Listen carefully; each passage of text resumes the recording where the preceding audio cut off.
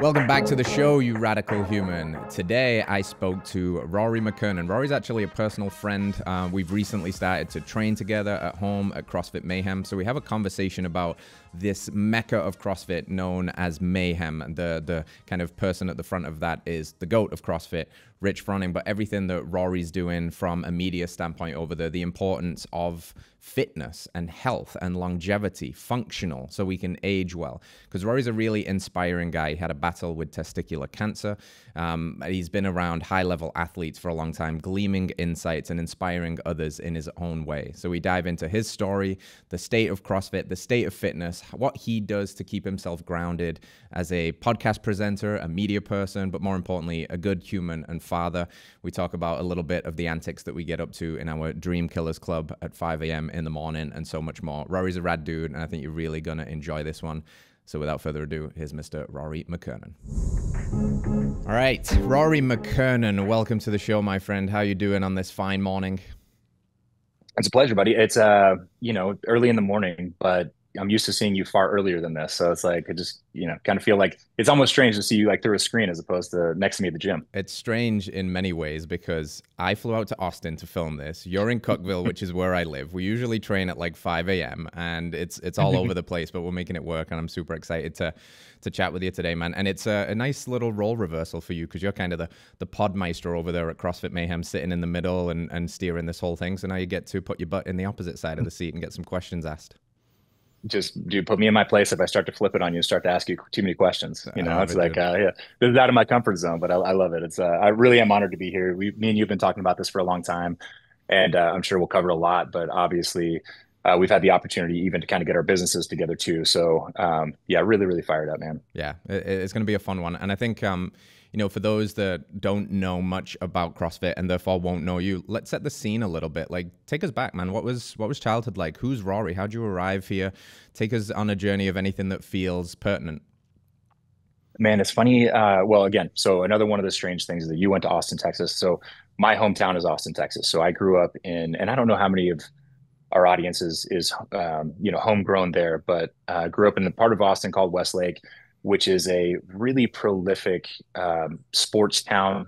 In addition to having fantastic education, great school systems, people always laugh when I used to bring my wife to come visit where I grew up. She would make fun of me by like the third time. She's like, "Hey, just so you know, you've already taken me by the football stadium. Like we don't have to do that part of the tour anymore." And I'm like, "Yes, we do." Big jumbotron, lots of effort and attention put into sports. And so I was really lucky to have grown up in that atmosphere with, you know, fantastic people, first of all, but also coaching and this sports program that really put a premium on educating the athletes as well. So just to give you an example, and I know I'm not sure what your IQ is with American football, but there's some names that are probably, Let's get in there. Let's get in there. transcend all cultures, right? So when I was a freshman in high school, Drew Brees was the varsity quarterback. Took him to a state championship. Nick Foles was a few years younger than me. So this is like professional caliber athletes who have played at a really high level and won Super Bowls.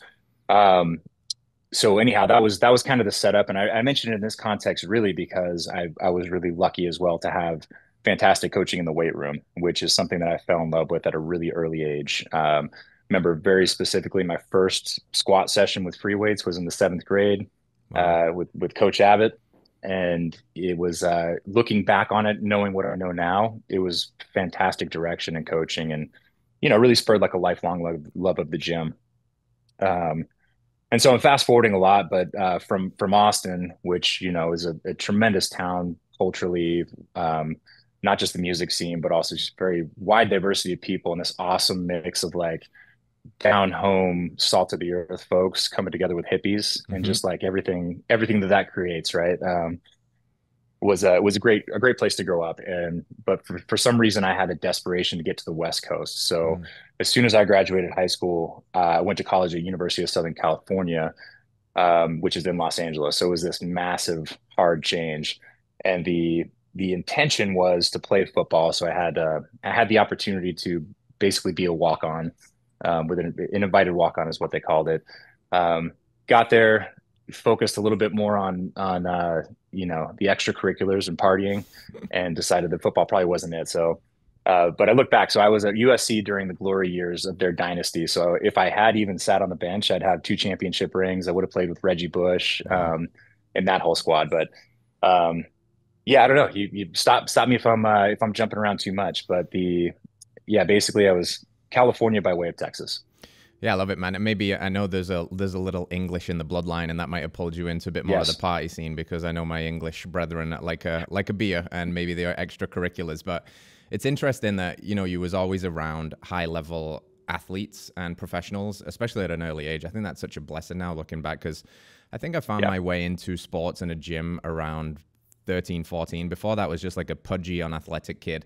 And I had no guidance. And I was just like kind of looking at the semi-jack dudes in the gym and trying to mimic what they did. And I think, this culture in America where they start them young can really have some benefits. And it's probably no coincidence that just being around that caliber of person and athlete put you on the trajectory to then find a position in the sport of trying to find the fittest man in the world, which is CrossFit. So give sure. us your perspective or your synopsis of what CrossFit is for the audience that are listening that have kind of seen it from the outside looking in.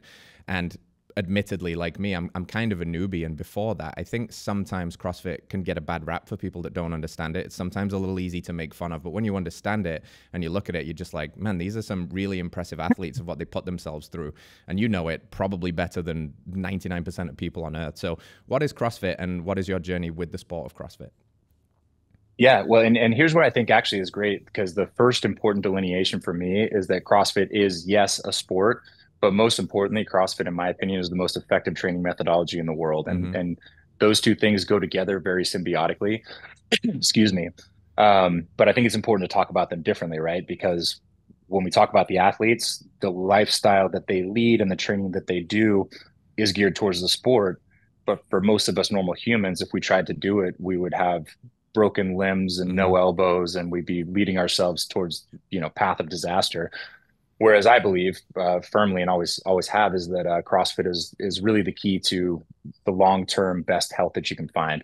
And so I'll start there. And it's interesting. I have a long history with CrossFit, and it started as I worked in a gym. And maybe let me just harken back really quick to the origin story, so to speak, because after USC, I basically chose to just follow my passions, right? And so I actually became like a ski bum in the winters and a fishing bum in the summers. Mm-hmm. And so I would literally go from Jackson Hole, Wyoming to Alaska to be a fishing guide on a seasonal basis. And slowly but surely, I found that CrossFit basically blew up and it kind of emerged on the web. Um, for a lot of people, myself included, it was when the movie The 300 came out, and people were Mm-hmm. like, "Holy cow! How did Gerard Butler become just like an Adonis?" And the breadcrumbs led back to CrossFit. Um, so I found it. I started looking into it, became a trainer, eventually started teaching for the seminar staff for CrossFit, traveling the world with that, and then got the media gig later on. But I mentioned all that to say that it's really easy to tell you what CrossFit is, but I need 3 hours on a whiteboard to really dig Mm-hmm. into it. Mm-hmm. But the most important thing, in my opinion, is that CrossFit, well, Greg Glassman, who created CrossFit, is the first person to clearly define fitness. And although it sounds funny and it was already things that were in existence, it was groundbreaking, like earth shattering at the time, because before that, it was like, okay, I want to be fit. Well, what does that mean? And everything was, you look in the dictionary or whatever, it was all self-defining. It was like fitness is the act of being fit. And there was no actual way to take that tangibly. But he, with his science background, he demonstrated, or he created a definition rather, that was increased work capacity across broad time and modal domains. Mm-hmm. So a longer story short is the ability to do more things, whether they're long, short, et cetera. This is making more capable humans, right? There's no sport specificity. There's no direct, um, we're not claiming it's going to make you the best football player per se. We're claiming it's going to give you the best general physical preparedness for most things. Um, and then CrossFit, the definition of how you do that. So that's fitness, and then CrossFit is how you do it, how you achieve that fitness, and that is constantly varied functional movements performed at high intensity. And again, we could dig into all of those things, right? People nerd out about what's functional and what's not. Mm-hmm. People talk about the intensity, or they'll take a shot at CrossFit because of the intensity, but when delivered appropriately, and you know this as well as I do, like sometimes in the morning we're doing the same workout, but your version of the workout is night and day different from mine because or vice versa, right? It's like, hey, look, I've got a eggy elbow, or I know, due to past injuries, like I can't move in a certain way because of my knee back, et cetera. and you can facilitate all of those things. So intensity is relative.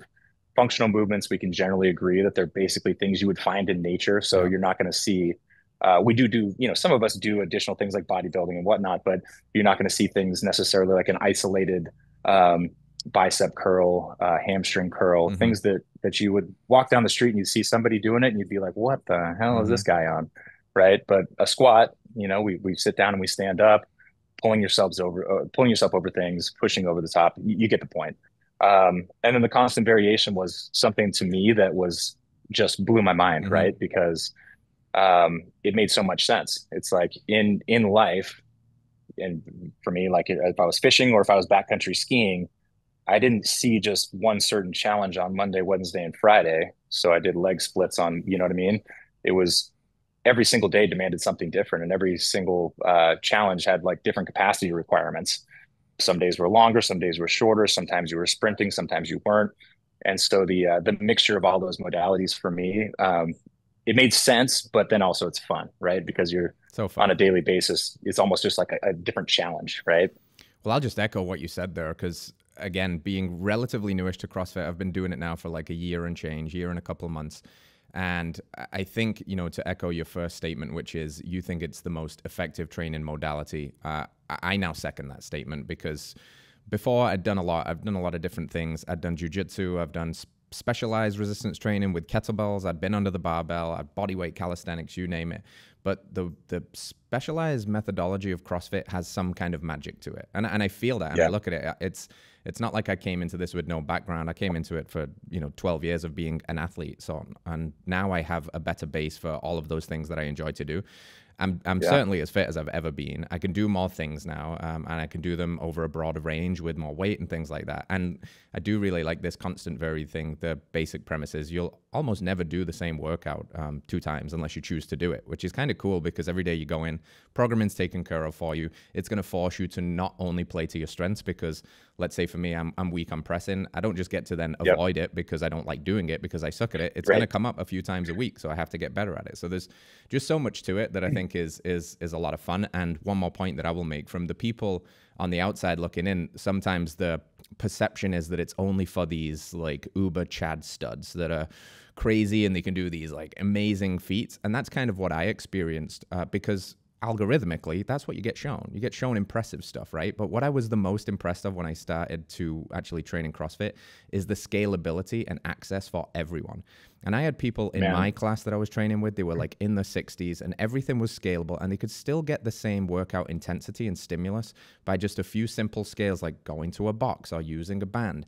And I thought that was the coolest thing ever because I was over here doing the RX version of it and I was next to this guy over here who's 64 and he's still getting the same stimulus, slightly modifying it, and we're working together. And in other things where I was learning new skills like double unders, I was getting my butt kicked by, 45-year-old Linda, stay-at-home mom, and I'm just like so humbled and so impressed by the whole thing. So again, perception-wise, if you didn't understand the sport like I don't, I think there's room for everyone at CrossFit, for all levels, from going to like the Rich Froning level, best in the world, fittest guy ever, to just generally trying to become your healthiest self. I mean, and here's why I wish everyone could come to the gym that we train at, CrossFit Mayhem, because it is literally the facility created by the greatest person to ever do our sport, right? He's like we refer to him as like the Michael Jordan of our sport. He was the OG. He was there when the sport was on its rapid ascension. He's got 4 individual championships, 10 team championship, or sorry, 6 team championships. And you go into the gym and you can see him training, and you can see other athletes who are now aspiring to go and compete at the games. But you walk through one garage door that's lifted up, and now you've got your longevity class. So it's Mm-hmm. literally all gray hairs, not necessarily, but it's geared towards an older crowd who is, again, like they're really just seeking functional Mm-hmm. capacity. They're no longer trying to, sure, they're trying to increase their work capacity to some degree, but the general idea with CrossFit is that we want to get it as high as possible, as quick as possible, so that by the time we get old, it's going to have some sort of a natural decline. Yeah. We want to fight that as best we can, right? And then you look down, you've got a kids class and you've got an endurance class, and it is a perfect snapshot of exactly what you're talking about. Because I think that you're perfect. I think that you're right, and I think it's something CrossFit's fought for a long time. Is people think that you have to be crazy. I've even had personal friends who are like, "Yeah, I'd love to come in there. I'm going to get fit first, and then I'll Mm. come." And I'm like, "No, dude, that's not what you need." Um, you come in and we'll get you fit. I promise you're not going to get in over your head. Um, and then maybe we should talk about the sporting part, because I think the other key element that a lot of people don't understand is the CrossFit Games are a byproduct of the fact that we, have a scientific definition of fitness. So if you have a definition, you can test for it. Mm-hmm. So the underlying theoretical principles of the CrossFit Games, and why everybody was so crazy about it to begin with, was that we were like, okay, great, we can create a test that literally is going to tell us who is the fittest person on earth. And the detractions from this are people being like, well, you don't have this or you don't have that. But again, nobody's provided a better definition that could challenge the one that we have. So the winner of the CrossFit Games, for lack of to kind of simple and dumb it down, is the person that can do the most diverse things the best. And so we've got like last year, there was an actual 5K foot race. So you saw some sort of single modality, but you've got elements of gymnastics, weightlifting, metabolic conditioning of all sorts, long, short, et cetera, strongman type events. And at the end of the weekend, the person who's at the top of the leaderboard has basically shown the best performance across these diverse capacities. And there's a million other ways to spell that out. But I think people miss that. And once people kind of grasp onto that, the CrossFit Games are way more watchable and highly engaging. Yeah, I agree. I think, somebody in the intro class explained it really well to me. It's just kind of like, if you go down the specialization route and you try and put up the best CrossFitter against the best powerlifter in a powerlifting event, the powerlifter is going to win. But what happens Not now even a competition when you take the powerlifter and you say, okay, well, we're going to deadlift 500 and then we're going to run a 5K. And the powerlifter's basically never ran a 5K. Now he's out of breath tying his shoes. There you go. And similarly, you could take the marathon runner and they're going to crush the 5K, or they're going to crush a longer thing, the 10K. But you look at the build and they're usually a little shorter because that's more sufficient for the sport. So now you put them under a 225 barbell and they're going to get crushed, right? So it's like this kind of the jack of all trades, master of none, which is interesting to say master of none, because these guys, even though they are very wide ranging and diverse, they become really highly competent at some things, to the point where they could probably transition into these specialized events and still do really well, which is kind of crazy and speaks to the methodology of how effective it is. And they actually have, so there's a large number of athletes, especially in their country, like of origin, who have done really well in Olympic weightlifting. Tia Claire Toomey being one of them, Camille LeBlanc-Bazinet being another one. Tia's like literally lifted, qualified for the Olympic team and at the Commonwealth Games as well. For Australia. And yeah, it is. And so we don't have that demonstration like on the running side per se, but you take a dude like Rich Froning, who took on like what many regard as the toughest mountain bike race in the world last year, a 100-mile mountain bike race.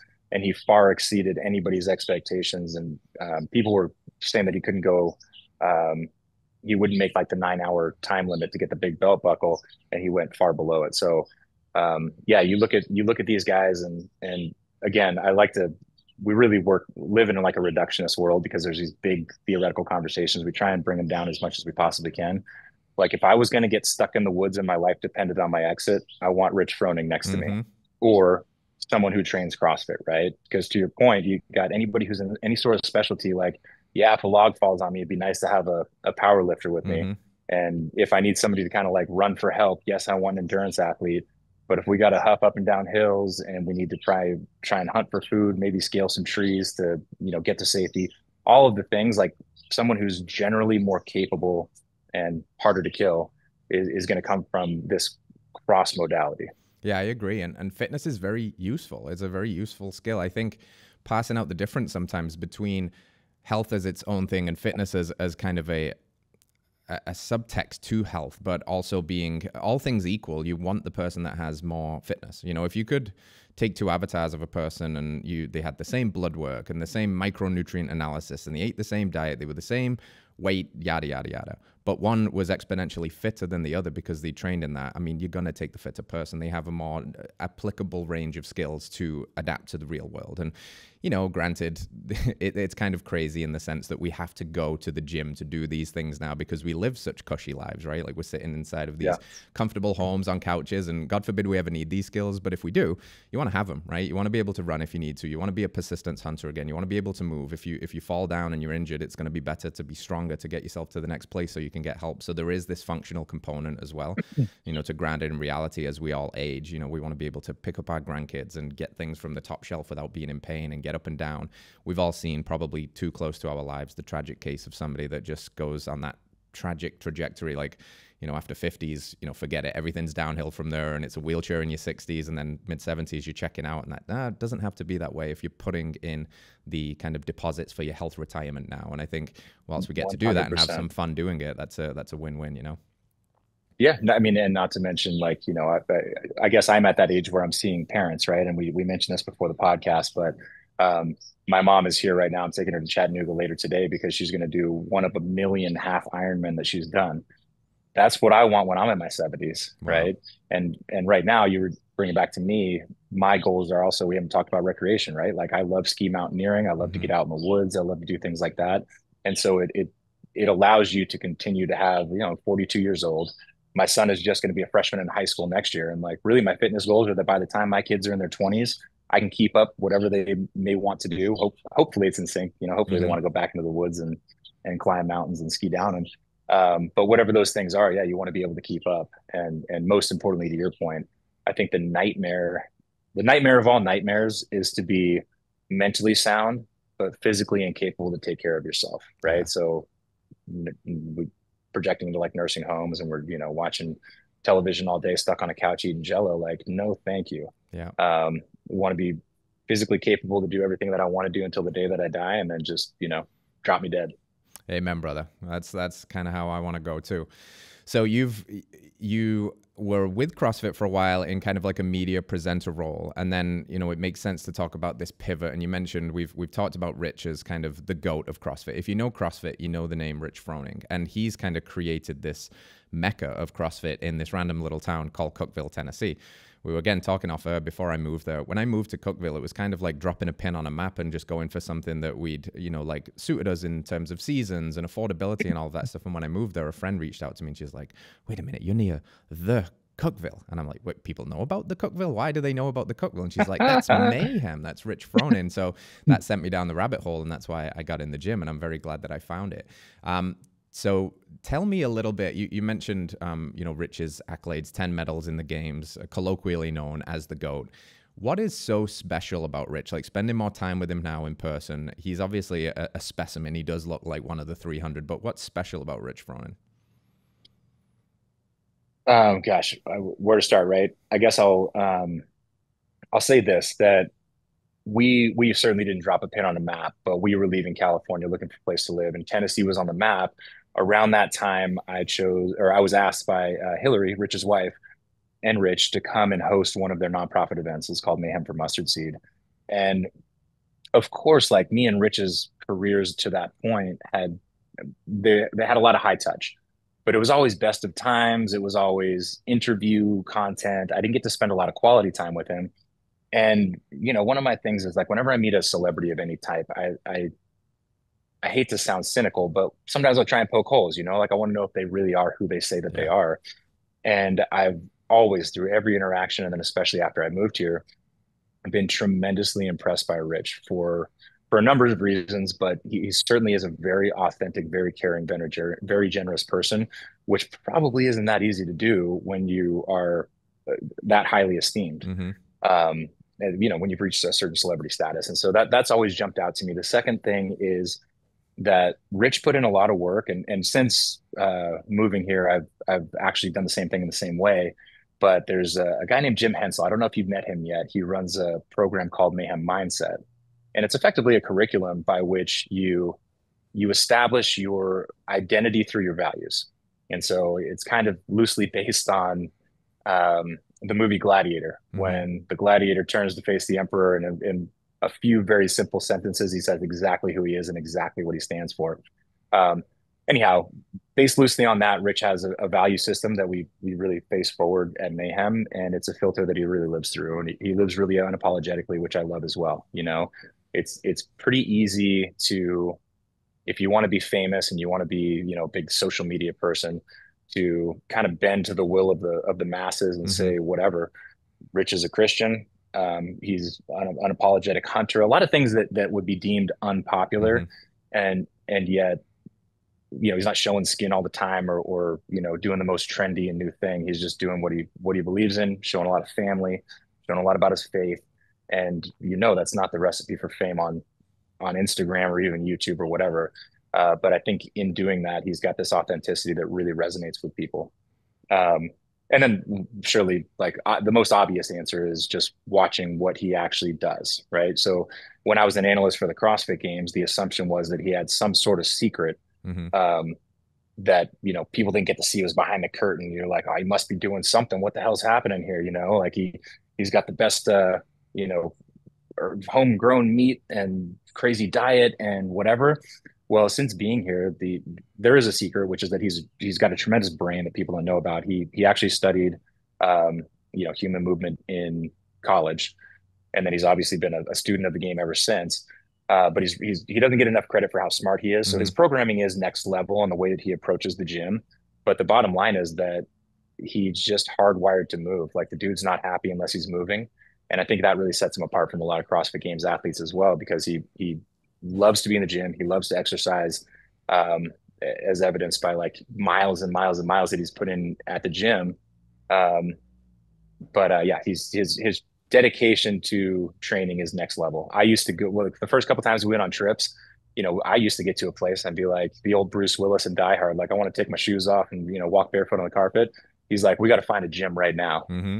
And it was like, just to get right, the dude had to find a place to move and go do something, even if it was a hotel gym or outside. Like he'd make something happen. So I think that really sets him apart as well in the fact that he's brought so much to the sport.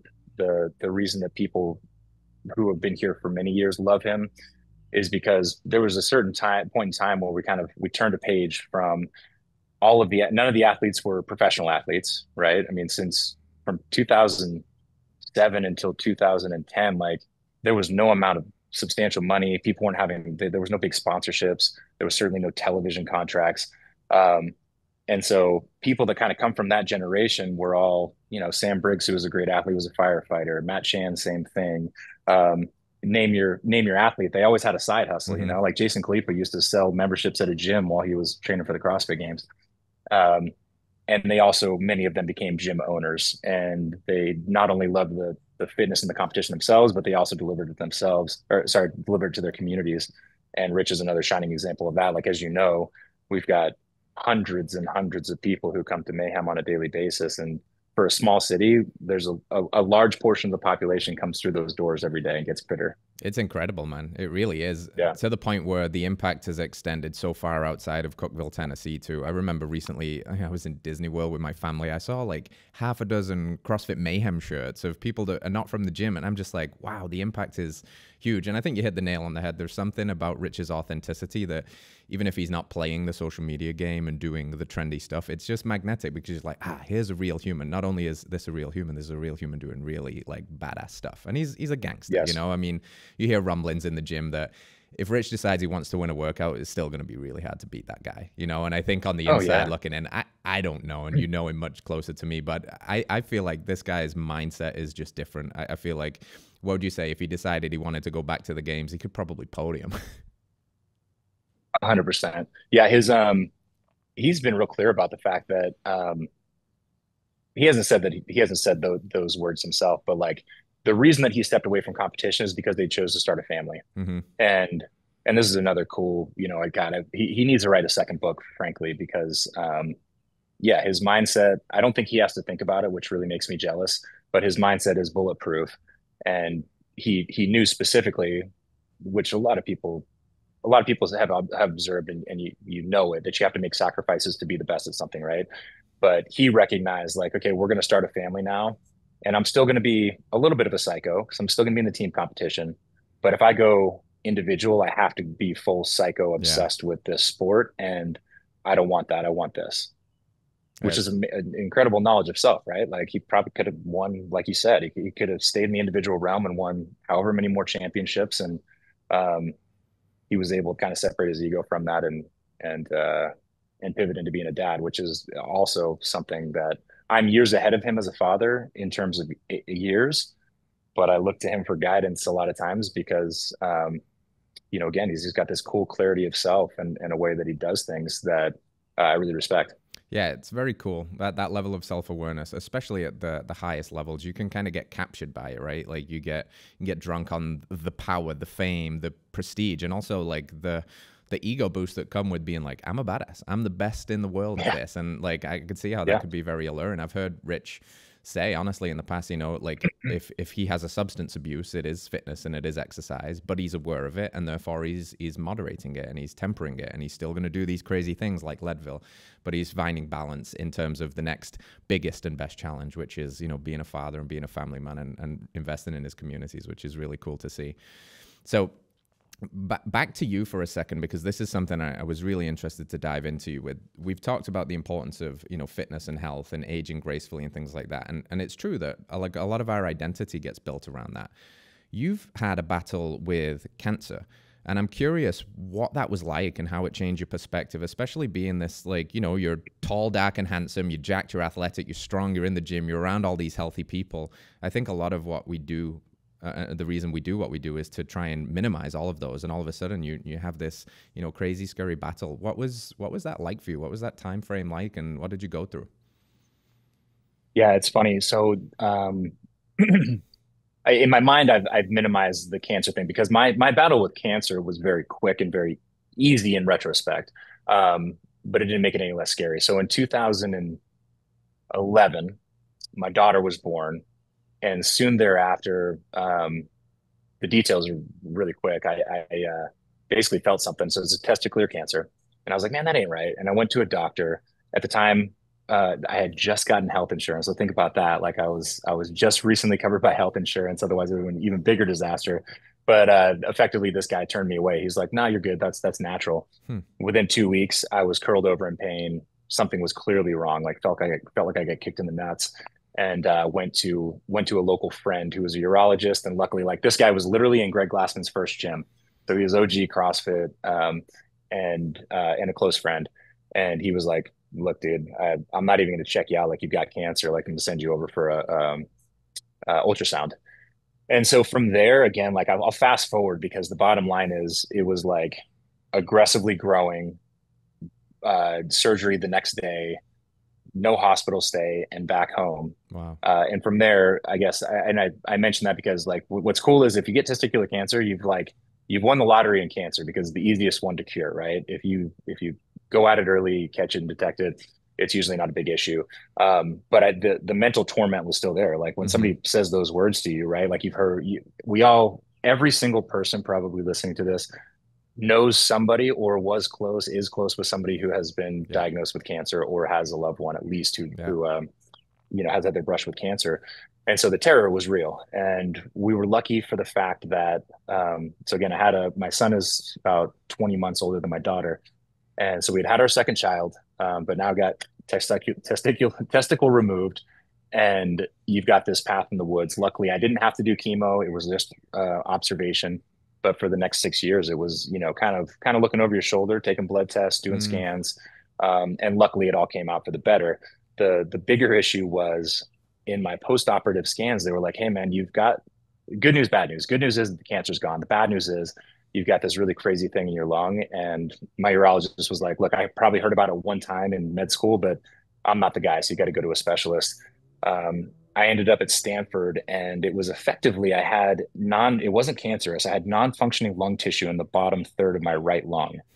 And so the real dangerous thing was that there was a blood flow coming from my descending aorta.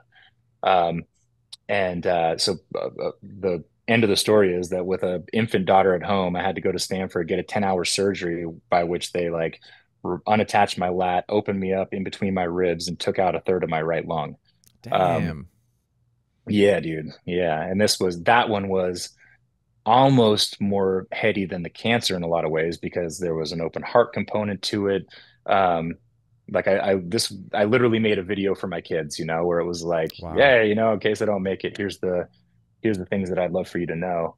And so yeah, that's the issue in a nutshell. I think the outcome for me has been multifold. One is that, I've got this I was given a platform, and I was lucky for a lot of years, especially at CrossFit, when I was a spokesperson and I had an elevated, media presence where I could billboard that as much as possible. And it wasn't that I could raise tens of thousands of dollars or, reach the most people, but there was a lot, like dozens, if not hundreds of people who I got to have a personal connection with, where I can't tell you how many DMs that I get on a consistent basis. Anytime that I post something about testicular cancer, from patients themselves of all types of cancer, guys who are going through testicular cancer, who, it can be an ego hit in a lot of Mm-hmm. ways. Like, take the cancer out of the situation. It's a dude's manhood, right? Mm-hmm. So there's all sorts of issues there, or loved ones of people. So I've been able to have, I love,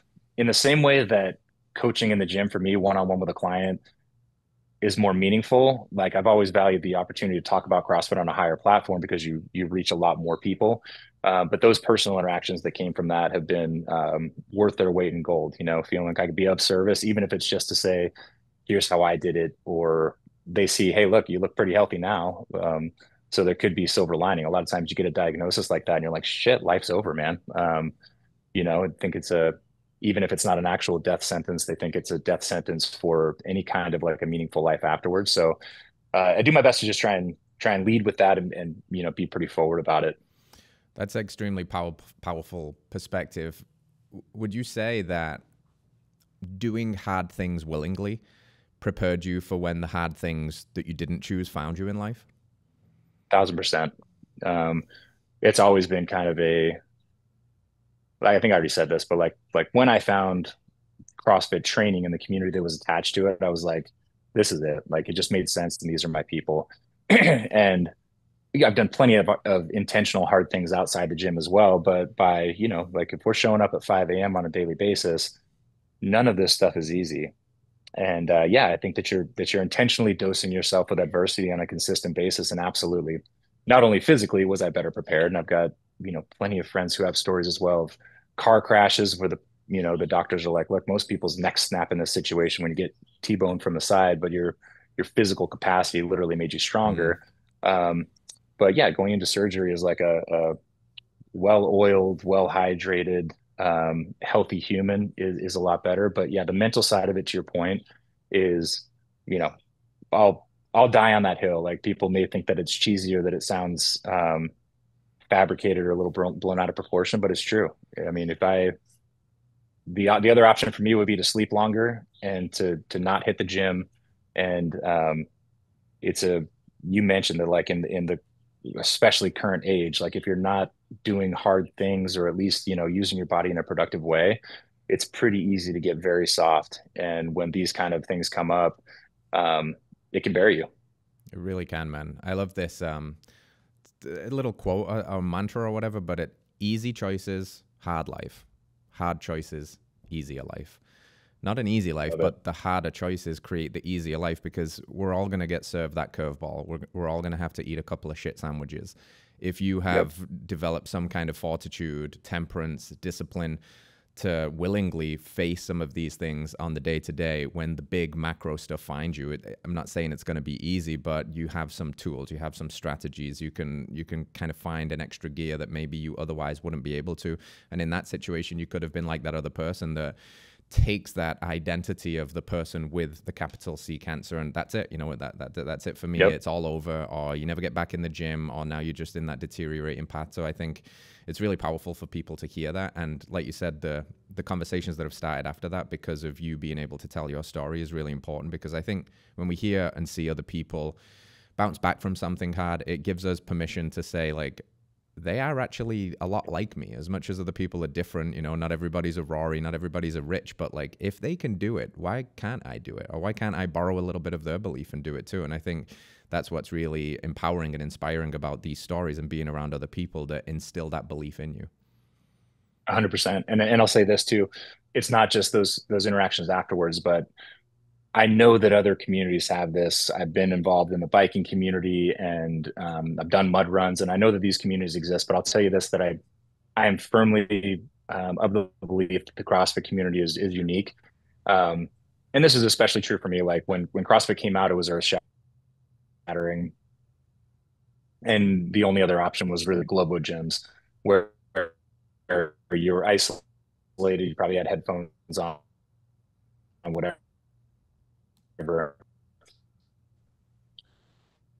So it was a brand new experience for me to be like, for a while.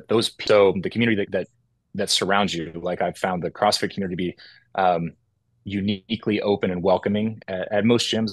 And I've heard people haven't had this experience at some gyms, but Mayhem's a great example. Like my best friends in Cookville are the dudes that I train with. Um, we've gone to, and it extends far beyond the walls of the gym, right?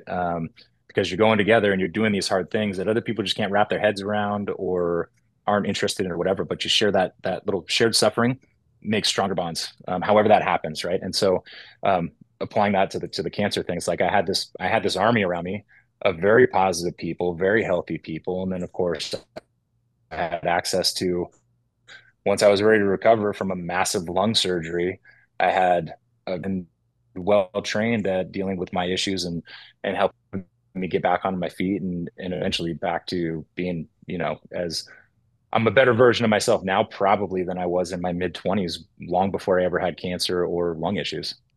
Yeah, that's cool. I think experience is our greatest teacher, and some of the toughest lessons, they bring out the best stuff in us and they put us exactly where we're supposed to be. And I think there's no accident that you landed at this monster in the best possible sense that is Mayhem, just this beast of empowerment and strength and courage. So let's kind of talk a little bit about that now. What are you doing at CrossFit Mayhem in terms of the media and spreading this message? And, what's your current vision and purpose, and what's lighting you up with this whole journey and in the CrossFit community and beyond?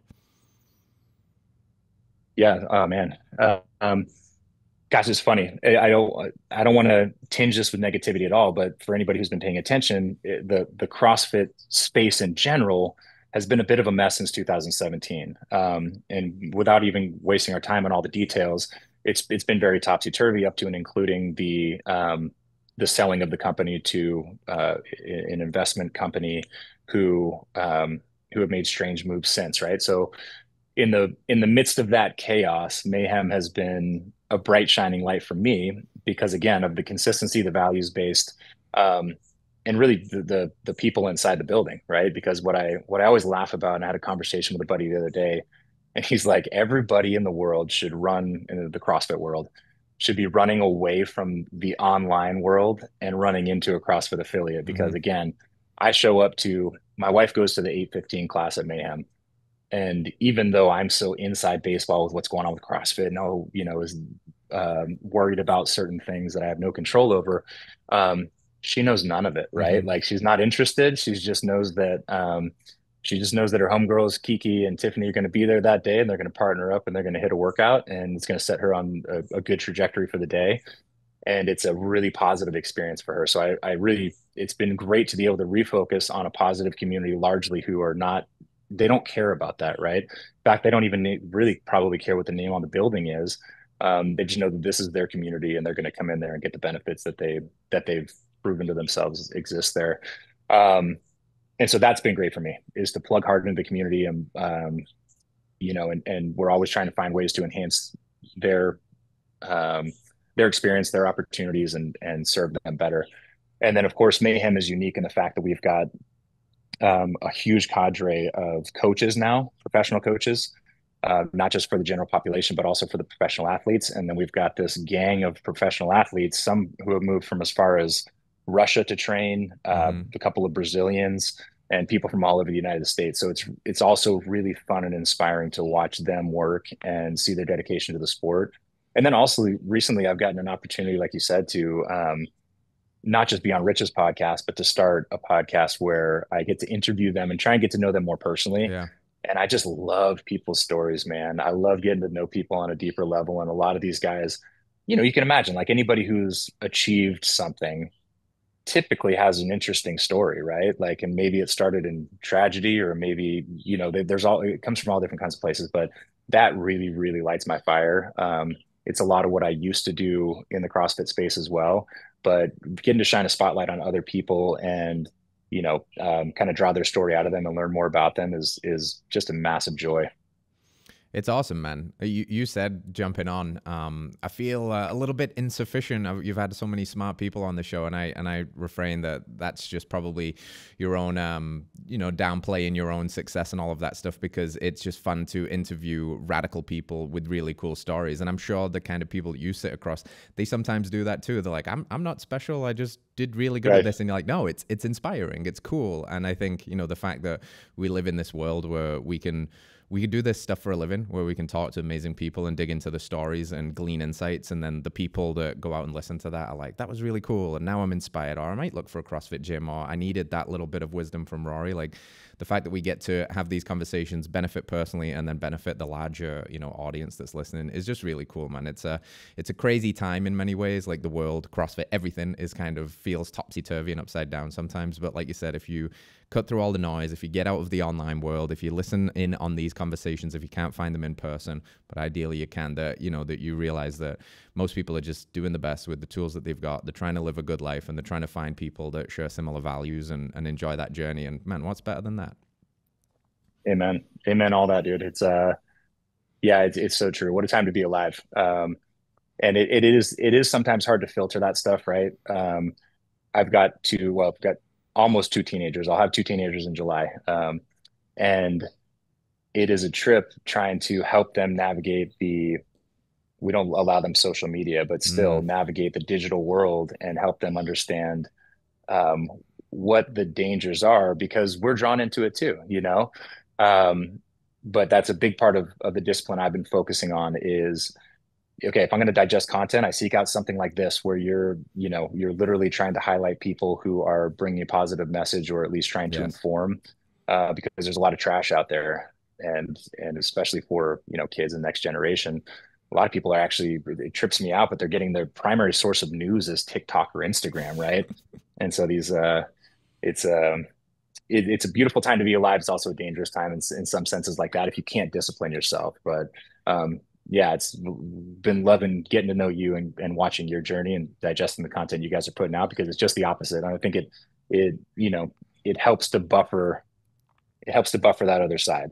No, I think Okay, you cool. nailed that, dude. I think we talk about diet a lot, and the diet conversation usually ends at kind of what you put in your mouth, but I think it's so much more than that. It's the information diet. It's what's coming in your eyes and your ears and how that can affect you. And I think you're right. You can get lost in the sauce really quickly. People shouting about politics, people arguing about CrossFit, even in our space, people are like, you should be carnivore. No, you should be vegan. No, you should be Mediterranean. It gets so divisive really quickly.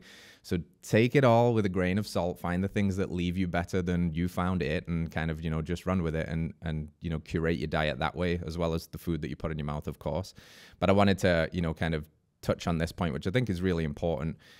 I think that the greatest gift a parent can give to the children is working on themselves. There's nothing more than that. And you said, like, I have to practice this stuff. I have to have this discipline. I have to be aware of this. In particular, if I'm going to tell my kids that, hey, you're not having social media until you're an adult, blah, blah, blah. You got to walk the walk, right? So what is Rory doing? Like, how's Rory as a man? What are some of your personal practices that you're continuing to lean into? I know you're constantly tinkering, and, what's some of the things these days that you're just extra aware of? What are you thinking about? Where are you trying to up level and optimize, and what are you practicing and leaning into? Yeah, and it's funny. A lot of times I get in the bad habit of beating myself up when things are off of perfect, right? But to your point, I have always been a tinkerer, and I think that's important. Even if we go back to the diet, specifically what you put in your mouth, like, I think a lot of people lose it. They'll get like a political affiliation with, I have to eat this way because I said I was going to eat this way. When Mm-hmm. you're like, no, man, there's a guess and check, and what works for one person is not going to work. There are some things we can unanimously agree on, like, yeah, that's bad, and yeah, that's probably good. But for every individual, you've got to kind of guess and check. And Mm-hmm. so, um, yeah, I'm not immune to that. That's a constant journey for me. But parenthood is a massive focus, and so I'm trying to be as consistent as I can possibly be. For me, what that looks like is it definitely hinges off of movement, and so I do choose to start my day at the gym. That's one thing that is a massive anchor for me, because other things may fluctuate and change. Um, on the days that I start with workouts or with movement, they are night and day better than when they don't. Um, Reading's been a big focus for me, and then one thing we didn't talk about with Rich is that he's a big faith guy, and that it Mm-hmm. wasn't a mistake that we sought him out. That always inspired me. I grew up in religion, and it strengthened really, later in life for me. But he's always kind of been a beacon of that for me. So if I'm going to open my phone in the morning, I make sure that it's the Bible app. It's got a fantastic message, and I follow a reading plan with that. So I try and open the Bible every single morning, and at the very least, even sometimes Old Testament can feel pretty far out and a little bit obtuse to me, but it still usually has an inspirational message and Mm-hmm. something that I can glean for it. Take a positive thought into my day. Um, and reading beyond that has been a big thing for me too. I don't know if you've ever dug into like 75 hard. Mm-hmm. I love it and I hate it. But what I loved about it was it's when I forced myself to do those things, and again I saw the positive result that came out on the other side. I really benefited from that. And the one thing that I have maintained through that is a minimum of 10 pages a day of reading. Love that. Yeah. And with our kids, we're trying to implement, of course they have chores and they have responsibilities, but we don't actually pay them physically except for reading. So, I'm sure that I picked that up in an article somewhere. I saw some successful person had said, that's what they put a premium on that. So really trying to make sure that my kids fall in love with that. And again, in a world of noise and tons of things going on, help them to become independent thinkers and Mm-hmm. be able to know what they're up to. And So then beyond that, man, it's just like, I'm coaching kids, and we've got crazy schedules with both kids are in 3 sports sometimes. So I'm really just trying to I'm trying to keep us out of panic mode, like just trying to not get caught up in a lot of things that people get caught up in, and make sure that we're actually enjoying our time together and having valuable interactions. I love it. I love it, dude. And we were joking. I've recently joined your Dream Killers Club. The reason Yes. it's called Dream Killers is just because we get up at an ungodly hour to get to the gym to start for 5. So for Yeah. me, It's an living important differentiation. We're killing our own dreams, not anybody else's. exactly. So for me, that's like a 4:15 wake up, which most people would only want to see 4 o'clock in the day, and it's the PM one, not the Yes. AM one. But the reason is because, like you said, similarly to you, I've realized it's a big anchor. If I can get that done, it helps me massively. And I could do that at 2 o'clock in the afternoon. But what that would do is pull me away from my family. And I think it's this orientation of values that, this is it ideal to train at 5 o'clock in the morning? Probably not. But for the phase of life that I'm in right now and the other things that supersede my personal fitness journey, which is like, hey, I don't want to be out of the house for 2 hours in the middle of the day when I otherwise could Yep. spend that potentially with my family. It makes the most sense to do that. And I think that was really inspiring from seeing the group of guys like you getting after it so early, because I think pretty much everybody in that group is a family man and is a father. And it's like them sacrificing a little bit of, having to get to bed on time and get up at an hour that is hard to do, but they're doing it because these other things are so important. And it's, they get to have the cake and eat it too, if you will. They get to have the fitness around the guys that they enjoy, but then it's done, it's dusted, you feel really good, and now you can be present with your family. And I think that's really admirable and something that a lot of us should lean into a little bit more where possible. Couldn't say it better, man. It's the difficulty for me with like training for endurance events is that you can't fake it. Like I can Mm-hmm. get fit in an hour a day in the gym, like CrossFit fitness, but I can't gain endurance. Sometimes you got to put in, multiple hours, and there's only so many hours in a day. So it's always been my moving target, because you just said that perfectly. It's like, um, luckily for me, I'm about to enter the season of life where my kids are actually fairly interested in that. So Mm-hmm. if they'll come along with me, then, if my wife wants to do an evening run, great.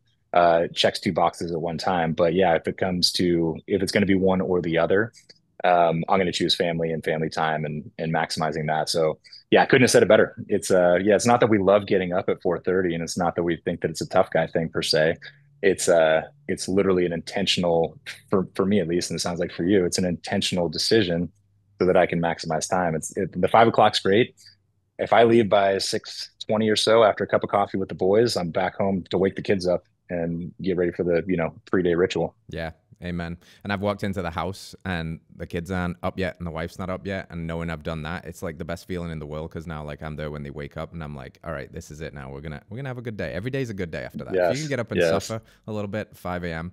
and then have a cup of coffee, you're gonna be good. Whatever life throws at you, you're gonna be able to handle it. And I liked what you said about, the kids get into an age now where hopefully they join in, because I think in parenting in particular, there's a lot of, you know, your kids are going to listen to what you say, of course, but they're going to really watch what you do. They're going to basically like show me, and then they're going to really be interested, because if you're speaking out of two sides of your mouth, you're saying how important this and that and the other is, and you're not doing it, they can cut through the bullshit really quickly. You know, they're really observant. So I think, you know, that's ultimately the goal. And I think it'd be really cool to get involved with your family and have like fitness be a part of their journey as well. And maybe you're in your 70s doing Ironmans like your mom. So it's just really cool to see that full circle thing happening, man. And I think, yeah, you're a really rad dude and very inspiring to a lot of people, maybe more so than you allow yourself to admit or hold sometimes. So I just really appreciate this conversation, man, and everything that you're doing and everything that you're contributing and how you lead them from the front. It's really cool to see. Thank you, brother. It's yeah, been just such a pleasure to get to know you, and honored to be a guest, man. Yeah, well, thanks for coming, man. Where can people check out a little bit? You know, maybe we've got some people on the fringes here. They're in the health world, not so much the fitness world. So they're now like a little bit curious about this CrossFit stuff. Where would you point them to, and where would you point them to personally so they can check out? Because you guys have an amazing podcast. I love the banter and the dynamic that you've got between Rich and Angelo and everything that you're doing with Mayhem and all the other branches too. So I know that's a big question. There's a lot of places to go. Where would you steer people? Honestly, I would look for CrossFit to see really the gist and everything that I'm talking about in both long and short form. You'll see top athletes, you'll see regular people. I would go to the CrossFit Mayhem. It's actually CF Project. It's YouTube/CF Project Mayhem. But if you search for CrossFit Mayhem, you'll find CrossFit Mayhem's YouTube channel. It's where our best stuff goes, and we're publishing all the time. It's where the podcast goes as well. And of course, those are on podcast platforms as well. But that would be the best place to go. I'm on Instagram, but I'm pretty inactive because I'm focusing most of my time on Mayhem's media. So I'll pop up on there every once in a while, but I'd say that would be the best resource. Of course, Rich is on Instagram as well. And even we've also got Mayhem Athlete as an Instagram channel that's really more coaching focused. And again, it's for all levels. We've got coaching tips on there. You'll have, highlights of the best athletes and stuff. But if you're really just dipping a toe, that might be a great place to check out. And then actually CrossFit Mayhem also has a pretty robust social following. So you can see what me and Ste are doing on a daily basis and kind of get to know our community a little bit more personally. Yeah, and there's something for everyone there as well. Like whether you're a fitness buff and you want to see what the best in the world are checking out and doing, and even following that programming, but also the people that, like, I think about the movie/documentary you guys made maybe 6 months ago, The Heart of Mayhem, that followed one of our members, Phil, who was like heavy guy that's battled out his whole life, and just shows you the power of how this can potentially change around your life and get you motivated to go and find your own local gym and things like that. So definitely check out the YouTube channel. You guys put out some amazing stuff, and yeah, maybe we'll see you at the, well, it's not a box. Mayhem is definitely not a box. We'll see you at the Mecca one day. Yeah, it's becoming, it really is. It trips me out how much of a tourist destination it is. And you probably have met these people, like from a drop-in perspective, I don't know where we fall worldwide, but it has to be towards the top. And yeah, when you do consider where Cookeville is, it used to just be a whistle stop between Nashville and Knoxville. And now it's become a major destination for fitness tourism and people to literally come to the gym, enjoy. Obviously, we've got like a beautiful natural setting and lots of state parks around us. But yeah, people come they'll be on a cross-country trip and they're visiting from Germany, and they'll put Cookeville, Tennessee on the map just to kind of come by and see the facility. So we love visitors. We love for people to come by. So come check it out. Rory McKernan, ladies and gentlemen. Appreciate you, brother. I will see you in person next week. Otherwise, stay radical. And you folks, we'll see you next week. Peace out. All right, friends, thanks for tuning in to another episode of Radical Health Radio. We got a fresh new podcast for you every Wednesday. If you enjoyed the show, consider liking, subscribing, reviewing, and rating us on your podcast platform. It helps to spread this message of radical health. We'll see you next week.